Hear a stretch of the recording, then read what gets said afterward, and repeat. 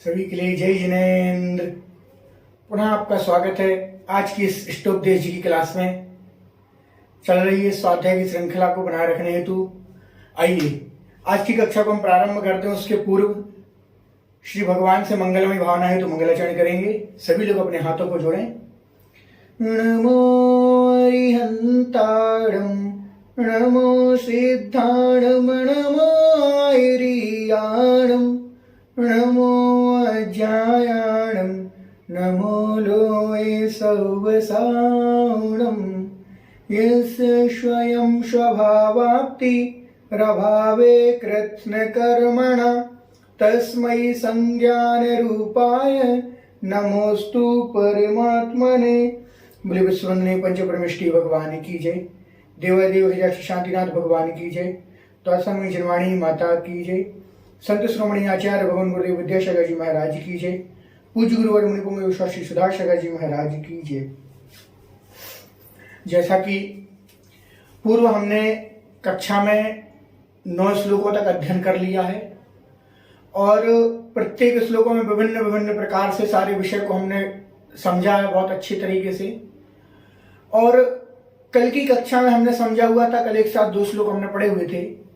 उसमें हमने किस प्रकार समझा था कि ये जो शरीर, घर, पुत्र, मित्र, शत्रु इत्यादि ये सारी की सारी चीजें जो हमसे घिरी हुई हैं, जिनसे हम घिरे हुए हैं, ये कैसी हैं? ये सारी की सारी सभी अन्य हैं, अर्थात अपने अपने स्वभाव वाली हैं, हमारी नहीं है।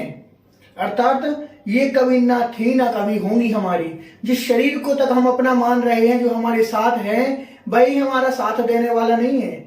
वही हमें समय पा करके क्या हो जाता है, छोड़ करके चला जाता है। तो ये जो सारी चीजें हैं, जिन चीजों से हम घिरे हुए हैं, ये सारी चीजें सभी अपने अपने स्वभाव वाली हैं और समय पाते ही क्या हो जाती है, हमसे दूर हो जाती हैं।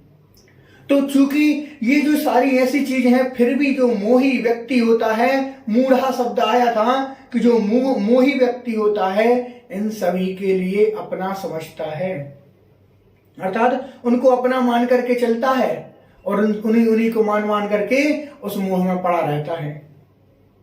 और द्वितीय श्लोक में हमने क्या पढ़ा था? ये पढ़ा था कि ये सारा कुटुंब, परिवार, घर, समाज, मित्र, सारी जो भी हैं, अर्थात जिसके साथ हम रहते हैं, चाहे वह घर परिवार के सदस्य हों, रिश्तेदार हों, समाज के लोग हों, शहर हों, अर्थात जितने भी सब हैं, ये किस प्रकार से थे? ये सारे के सारे कहा था दिग्देश खगा सम्य संति नगे नगे, ये उस पक्षी के समान थे जो अलग अलग दिशाओं और अलग अलग देशों से क्या संध्याकालीन समय में आकर के एक जगह निवास कर रहे थे। तो वैसे ये हमारा सारा संसार है, ये सारे शहर के लोग हैं, यहाँ पर हमारे घर परिवार के सदस्य भी हैं। तो इन सभी के लिए जो सभी हैं, ये सारे के सारे कैसे हैं? हमारे साथ रहने वाले हैं, उसी समान हैं जैसे पक्षी आकर के आज तो रुका है, रात्रि विश्राम जैसे ही किए और प्रातः काल होते ही उसने क्या किया, अपने कार्य के लिए वशीभूत होकर के वह कोई अपने दिशा में चला गया, कोई अपने देश में चला गया, जिसको जहां जाना था वो अपनी मर्जी के अनुसार वहां चला गया। तो हमने इस प्रकार से समझा था कि जो मोही व्यक्ति इन सबको अपना मान रहा है, ये सभी उन्हीं प्रकार हैं कि वह अपना समय पा करके उस पक्षी की तरह, रात्रि विश्राम की तरह घर परिवार में बसे हुए हैं। ये यहाँ रुकेंगे और कल क्या होंगे, उठ करके चले जाएंगे।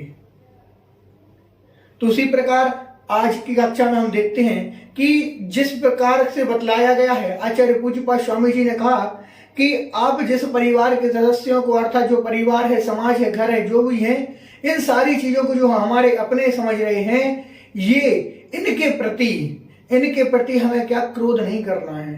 क्रोध क्यों नहीं करना है? हमें उनके प्रति किसी प्रकार का झगड़ा नहीं रखना है, किसी प्रकार का वैरभाव नहीं रखना है। क्यों नहीं रखना है? तो उसका समाधान आपके लिए आज के इस श्लोक में प्राप्त होगा। तो आइए प्रारंभ करते हैं आज के श्लोक को और समझते हैं कि किस प्रकार से आचार्य पूज्यपाद स्वामी जी ने कहा है कि जो आपके प्रति अहित कर रहा हो, उसके प्रति हमें क्या क्रोध करना व्यर्थ है, हमें उनके प्रति क्रोध नहीं करना है। तो क्यों नहीं करना है, तो हम देखते हैं। आइए उच्चारण से पहले विराध कहा कथम हंत्रे जनाय परिकुप्यति त्रियंगुलम पातयन पदभ्याम स्वयं दंडेन पात्यते। विराधकः कथं हन्त्रे जनाय परिकुप्यति त्र्यंगुलं पातयन् पदभ्यां स्वयं दंडेन पात्यते। विराधकः कथं हन्त्रे जनाय परिकुप्यति त्र्यंगुलं पातयन् पदभ्यां स्वयं दंडेन पात्यते। पुनः एक बार उच्चारण करेंगे। विराधकः कथं हन्त्रे जनाय परिकुप्यति त्र्यंगुलं पातयन् पदभ्यां स्वयं दंडेन पात्यते। आइए अर्थ देखते हैं। विराधकः, यहां पर विषय है कि आचार्य पूज्यपाद स्वामी जी कह रहे हैं कि जो हमारा विराधन कर रहा है, अर्थात जो हमारे प्रति अहित कार्य कर रहा है, जो हमारा नुकसान कर रहा है, मार रहा है या कुछ भी कर रहा है, तो उसके प्रति क्या हमें क्रोध नहीं करना है। तो कहा विराधक, विराधक अर्थात जिसका विराधन हुआ, अर्थात जिसको परेशानी हुई, वैसे उस पुरुष के लिए, अर्थात मान लो दो समूह में दो व्यक्ति हैं, उन दोनों में झगड़ा हुआ, तो एक थोड़ा सा शक्तिशाली था और एक क्या था, कमजोर था। दोनों में झगड़ा हुआ तो क्या कमजोर वाला पिट गया। तो वहां पर ये कह रहे हैं जो विराधक अर्थात जो पिटा हुआ व्यक्ति है, अर्थात जिसके लिए मार पड़ी हुई है, तो वो कमजोर व्यक्ति, वो क्या विराधका, वह कमजोर व्यक्ति जिसके लिए विराधन मिला है, जिसको विराधक किया गया है, वैसे उस व्यक्ति के लिए हंत्रे जनाय, वह व्यक्ति हंत्रे जनाय, मारने वाले पुरुषों पर, अर्थात जिसने मारा है, अर्थात वह बलवान पुरुष।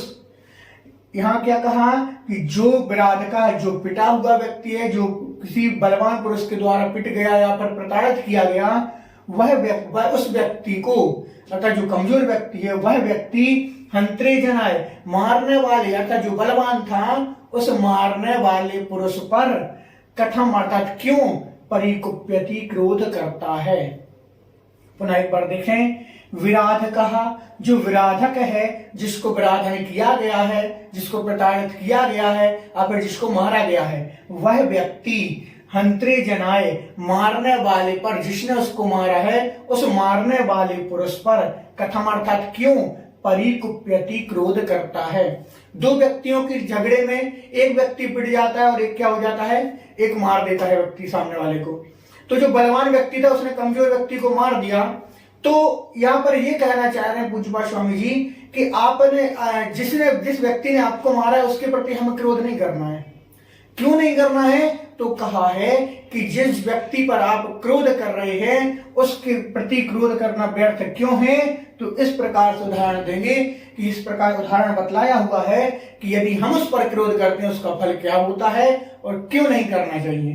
कहा त्रियंगुलम, 3 अंगुली वाले, पातयन, पैरों के, पातयन झुकाए जाने पर, पद्भ्याम पैरों के द्वारा, स्वयं दंडेन पात्यते, स्वयं दंडेन, दंड को, पात्यते अर्थात प्राप्त होता है। 3 अंगुली वाले फावड़े के द्वारा, त्रियंगुलम, 3 अंगुली वाले फावड़े के द्वारा, पद्भ्याम पैरों से, पातयन झुकाए जाने पर, स्वयं दंडेन पात्यते, स्वयं दंड को प्राप्त होता है। तो क्या कहा, यहां पर ये कहना चाह रहे हैं कि जब उन दोनों में झगड़ा हुआ तो जो निर्बल था, थोड़ा सा कमजोर था, उसने मार तो सहन कर ली, अब लेकिन फिर भी वो उसके प्रति क्रोध करता जा रहा है। वह कुछ कर नहीं पा रहा लेकिन फिर भी व्यर्थ में क्रोध करता जा रहा है। तो कहा कि आप उस पर क्रोध मत करो। आप यदि क्रोध करते हैं तो जिसने आपको मारा है उसको तो उसके कर्म का फल मिलेगा ही मिलेगा, अर्थात उसने जो कार्य किया है उसका फल तो अवश्य मिलेगा। आप उसको, उसकी शिकायत करें, पुलिस FIR इत्यादि करते हैं तो पुलिस के द्वारा उसको सजा मिल जाती है। तो उसी प्रकार एक कर्म में भी है कि आप यदि किसी के प्रति क्रोध कर रहे हैं तो आपको भी बंद हो रहा है, साथ में जिसने ये कार्य किया है उसको तो बंद हो ही रहा है।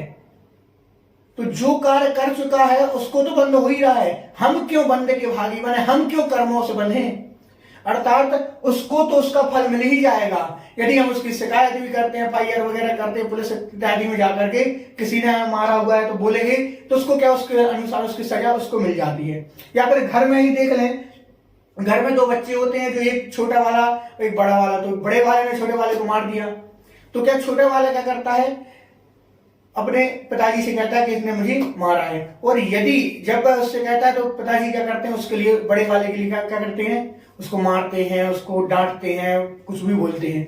और यदि वही बच्चा यदि अपने पिताजी को ना बोल करके दोनों और झगड़ा करने लगे कि मैं तो मारूंगा, हिम्मत नहीं है, कमजोर है, लेकिन फिर भी मैं लड़ूंगा, लड़ाई झगड़ा करते जाएंगे, दोनों लड़ाई झगड़े करेंगे।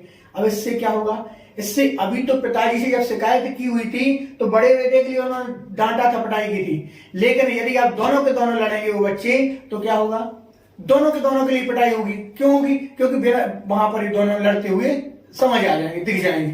तो वैसे ही कहा कि जिस प्रकार से वो दोनों लड़ रहे हैं तो एक के शिकायत करने पर दूसरे को सजा मिल जाती है, तो वैसे ही जो विराधक है अर्थात जिसको मार दिया गया है, वह मारने वाले पर क्रोध मत करे, क्योंकि उसके किए हुए कार्य का फल उसे कर्म अनुसार मिल जाएगा। उदाहरण में क्या कहा था, 3 उंगली वाले फावड़े पर पैर रखने पर, यदि जैसे आपने देखा हो जो 3 उंगली वाला फावड़ा होता है, आप लोगों ने देखा हो जो मिस्त्री वगैरह घर बनाते हैं तो उनके पास एक फावड़ा होता है, उस फावड़े के प्रति के यदि उस पर पैर रखते हैं तो उसकी लाठी किसके ऊपर गलती है, जिसने उसके ऊपर पैर रखा। तो जो फावड़े का बनावट होती है वो ऐसी रहती है, तो यदि इसके ऊपर पैर रखते हैं तो ये आकर के कहां गलेगा, उसके पैर पर गलेगा।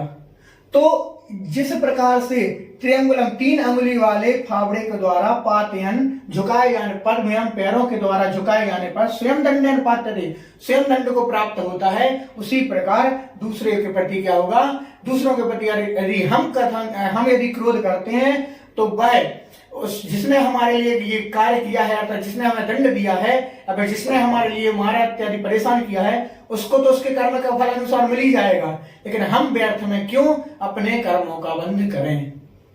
तो जिस प्रकार से ये फावड़े का उदाहरण दिया कि यहाँ पर पैर रखने पर जो व्यक्ति यहाँ पर पैर रखेगा तो उसको इस दंडे से क्या होगा, उसी के पैर में जाकर के गलेगा, तो वह स्वयं ही दंड का पात्र हो जाएगा, अर्थात उसको स्वयं ही उसका फल मिल जाएगा। तो हमारे लिए दूसरों पर व्यर्थ में ही क्रोध करना उचित नहीं है। आज देखो सारा घर परिवार साथ रह रहा है, कुछ दिन का मेहमान है हम, लेकिन घर ही घर में क्या करने लगते हैं, लड़ाई झगड़े करने लगते हैं। कोई हमसे बड़ा है तो उसके प्रति हम क्रोध करने लगते हैं, कोई हमसे बड़ा है तो उसके प्रति हम व्यर्थ में उसको कुछ भी बोलने लगते हैं। तो ये सारा जब संसार हमारा है तो उसमें क्यों करना, ये विचार करके रहो, ये सोचो कि हम यदि किसी के प्रति क्रोध कर रहे हैं या फिर हमारे प्रति कोई क्रोध कर रहा है तो स्वयं उसको उसके कर्म का फल मिल रहा है। यदि हम भी वही करने लगे तो क्या होगा, हमारा उद्धार नहीं हो पाएगा। फिर यदि हम अपना उद्धार चाहते हैं, हम कर्म बंध से बचना चाहते हैं, इस संसार से बचना चाहते हैं, तो व्यर्थ में हमें किसी के प्रति भी क्या नहीं करना है, व्यर्थ में क्रोध इत्यादि नहीं करना। उसका जवाब उसके अनुसार ऐसा नहीं देना है कि हमें ही कर्म बंध हो। अब जैसे आप विचार करें, मान लो पार्श्वनाथ भगवान हैं, अब यदि पार्श्वनाथ भगवान भी उस कमठ की तरह हो जाते, जो कमठ 10 भाव तक लगातार उनके ऊपर उपसर्ग करता रहा, उसने अपने स्वभाव को नहीं छोड़ रहा हो बार बार, और यदि पार्श्वनाथ भगवान यही सोच लेते कि इसने मुझे 10 भाव से ये परेशान करता है लगातार, तो एक बार तो मैं भी परेशान करूंगा, एक न एक बार मैं भी इसके ऊपर उपसर्ग करूंगा, कुछ ना कुछ करूंगा। यदि वह ये बात सोच लेते तो क्या आज वह भगवान बन पाते? नहीं बन पाते। क्यों नहीं बन पाते? क्योंकि वह यदि दूसरों के प्रति सोचेंगे तो उनको भी तो कर्म बंध होगा, और उनका उद्देश्य तो कर्मों से छूटना था, ना कि कर्मों से बंधना। और हमारा भी उद्देश्य क्या है, हमें कर्मों से छूटना है, ना कि कर्मों से बंधना है। वैसे ही इतने सारे कर्म प्रति समय बंधते जा रहे हैं, दिन भर में ना जाने कितने कर्मों का बंध करते हैं, लेकिन यदि और बंद करेंगे तो ना जाने क्या होगा। हम इतने सारे कर्मों का बंद करके बैठे हुए हैं तो वही तो दूर नहीं हो रहे हैं, और बंधते जा रहे हैं, और हमारा संसार भी क्या हो रहा है, बढ़ रहा है। अनादिकाल से हम संसार में भटक रहे हैं, कब से भटक रहे हैं नहीं मालूम, और आगे भी कब तक भटकेंगे नहीं पता। क्यों भटक रहे हैं? इस कर्म बंध के कारण। यदि हम ही कर्म बंद करने लगे और विचार नहीं किया, सही गलत का विचार नहीं किया, तो जैसे अभी तक कर्म बंद करते आए हैं, आगे भी जाकर के कर्म बंद करते जाएंगे। तो यदि आप चाहते हैं कि हमारा कर्म बंद ना हो, हमारी गति अच्छी हो, उसके लिए हमें क्या, दूसरों के प्रति जो हमारा अहित कर रहा है उसके प्रति ऐसा जवाब नहीं देना है कि जिससे हमारे भी कर्म बंद हों। दूसरा हमसे द्वेष रख रहा है, रखने तो हमें किसी से मतलब नहीं है, वो रखे उसका काम जाने, लेकिन हम अपनी तरफ से उसके प्रति द्वेष नहीं रखेंगे, क्योंकि यदि दोनों के प्रति द्वेष रखा तो दोनों को कर्म बंद हुआ। आज देखें अनंतानुबंधी कसाय, अनंतानुबंधी कसाय यदि जो किसी के, यदि हमारा किसी से 6 महीने से अधिक बैर है, यदि हम किसी से झगड़ा हो जाता है, किसी से कहासुनी हो जाती है और वह झगड़ा हमारा 6 महीने से अधिक हो जाता है और एक दूसरे के प्रति एक दूसरे को द्वेष है, तो वह क्या होगा, अनंतानुबंधी कसाय बंध जाएगी। और अनंतानुबंधी कसाय के लिए पत्थर की लकीर के समान कहा है, वह कभी मिटने वाली नहीं है यदि एक बार बंध गई तो। और एक बार कसाय बंदी, अब आपके लिए ना जाने कितने कितने जन्म और लेने पड़ेंगे, तब जाकर के आपको ना जाने कब मुक्ति मिलेगी, अर्थात मोक्ष प्राप्त होगा। तो इसलिए ऐसे इन सारी चीजों से दूर रहना। किसी के प्रति यदि हमारा कोई राग द्वेष हो तो उसको अभी खत्म करना, क्योंकि यदि किसी का 6 महीने से अधिक बन गया तो समझ लेना आपका अनंतानुबंधी अब हमारे लिए अनादिकाल से तो संसार में भ्रमण कर रहे हैं और आगे भी ना जाने कितने कितने समयों तक हमें भ्रमण करना पड़ेगा। तो यदि आप सभी नहीं चाहते हैं कि मेरे साथ भी ऐसी दुर्गति हो, मुझे भी नरक त्रियंचारी दुखों के भीषण दुखों को सहन करना पड़े, तो हम किसी के प्रति राग द्वेष विशेष नहीं करेंगे, किसी से द्वेष नहीं रखेंगे, अनंतानुबंधी कसाय बंधने से बचेंगे एवं जो हमारे प्रति कर रहा है उसको उसका फल जरूर अवश्य मिलेगा। पुनः एक बार अर्थ देखते हैं। विराध कहा, जो विराधक किया गया है, अर्थात जिसको विराधन करा, अर्थात जिसको सजा मिली हुई है, वह हंत्रे जनाय, मारने वाले पुरुष पर, कथम अर्थात क्यों परिकुप्यति, क्रोध करता है। विराधक जो सजा, जिसको दंड मिला है, जिसको एक बलवान पुरुष ने मारा हुआ है, वह विराधक पुरुष हंत्रे जनाय, मारने वाले पुरुष पर क्यों परिकुप्यति, क्यों क्रोध करता है। उसके लिए उसका फल त्रियंगुलम पातयन पदभ्याम, त्रियंगुलम 3 अंगुली वाले फावड़े से पदभ्याम पैरों के द्वारा झुकाए जाने पर, अर्थात रखने पर, स्वयं दंड को पात्यते प्राप्त होता है। अर्थात जिस प्रकार से फावड़े पर पैर रखने पर स्वयं दंड को प्राप्त होता है, उसी प्रकार से कोई यदि हमारे प्रति हमारा अहित कर रहा है तो उसको उसके कर्म का फल स्वतः ही मिल जाएगा। तो इतना समझें कि हमें किसी पर क्रोध व्यर्थ में नहीं करना। किसी ने हमारा अहित किया है तो उसके कर्म की सजा उसके फल अनुसार मिलेगी और मिलती भी है। हमने ऐसा अनुभव किया हुआ है और हम आज समय देखते ही हैं। तो आज आया सभी के लिए समझ में। आज के श्लोक का अर्थ बहुत ही अच्छे से समझें, बार बार सुने। यदि एक बार समझ नहीं आता तो इसको दोबारा सुने। आपको एक बार दो बार में अवश्य समझ में आएगा और समझने का प्रयत्न करें। और साथ ही पिछले श्लोकों का भी आप प्रतिदिन रिवीजन करते जाएं, जिससे आपको ये याद बना रहे और आगे चल करके इस ग्रंथ को आप भूले ना। तो आज के लिए बस इतना ही। तो सभी के लिए जय जिनेंद्र।